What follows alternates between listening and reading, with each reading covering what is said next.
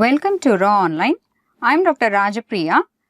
Today's session will be Anatomy of Rectum. At the end of this session, the learner must be able to describe position, features, important peritoneal and other relations, blood supply, nerve supply, lymphatic drainage and clinical aspects of rectum. What is rectum? Where it is present? Rectum is nothing but part of colon which is present between sigmoid colon and anal canal.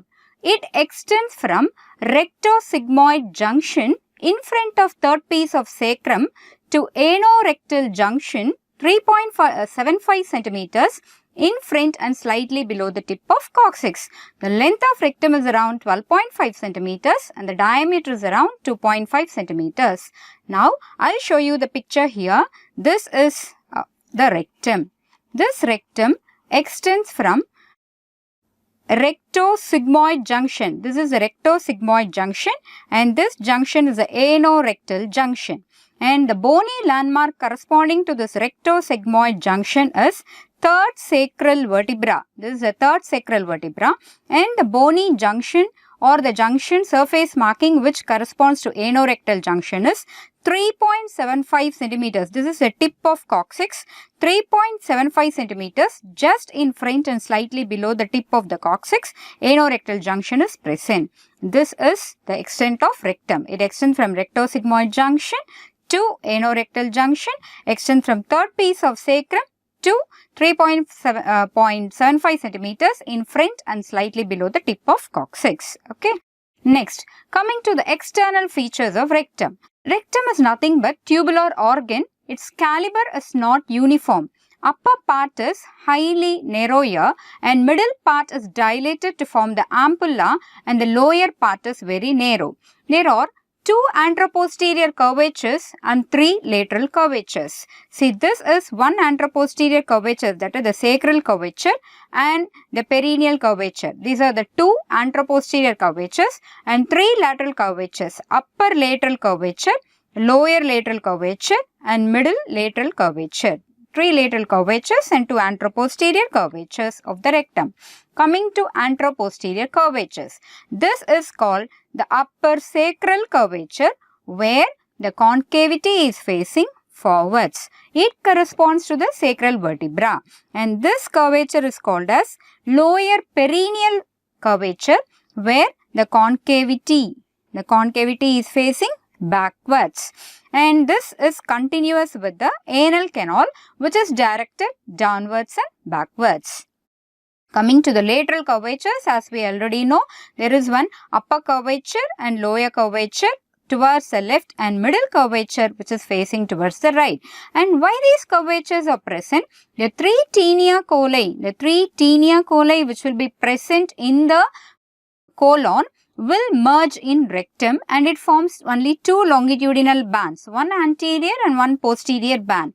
These bands are shorter when compared to rectum, and when these bands are shorter, it produces lateral flexures. So, this is upper lateral flexure and this is lower lateral flexure and this one is the middle lateral flexure. Upper and lower lateral will face towards left and the middle flexure will face towards the right. This is about the curvatures present in the rectum. Coming to the peritoneal relations, peritoneal folds or the peritoneal coverings will cover the rectum. How it covers? So, this is our rectum. From here to here it extends. This is the rectum. This is upper 1/3 and this is upper 1/3.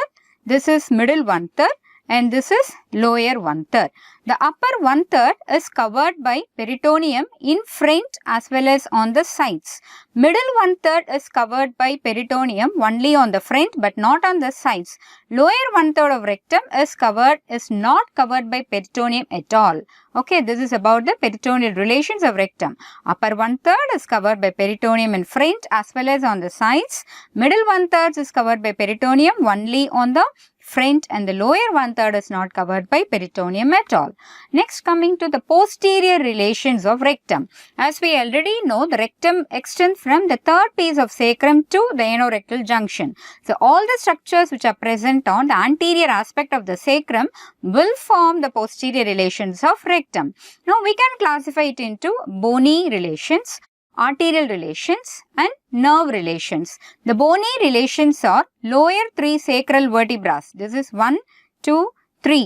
Lower 3 sacral vertebrae and coccyx will form the posterior relation, bony relation. Coming to artery, this is the median sacral artery, which is the terminal dorsal branch of our abdominal aorta. So, the median sacral artery ending in glomus coccygeum will form the arterial relation on the posterior aspect of rectum. Next is the ganglion impar, which also forms the posterior relation of rectum. What is ganglion impar? It is nothing but a swelling formed by the union of right sympathetic trunk and the left sympathetic trunk. Formed by the union of right sympathetic trunk and the left sympathetic trunk to form ganglion impar. These are the relations on the posterior aspect. Coming to posterolateral relations, little on the posterior lateral aspect but on the posterior aspect. Initially we saw on the posterior aspect median sacral vessel, bony landmarks, and then these are the 3 pieces of sacrum, coccyx and ganglion impar. These are the structures which we formed on the posterior aspect, that is the midline, on the midline. Now coming to the posterolateral aspects, on each side of the midline what is present?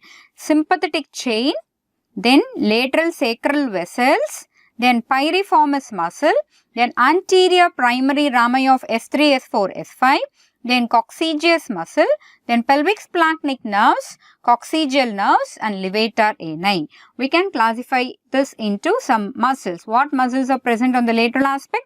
Piriformis and the coccygeus.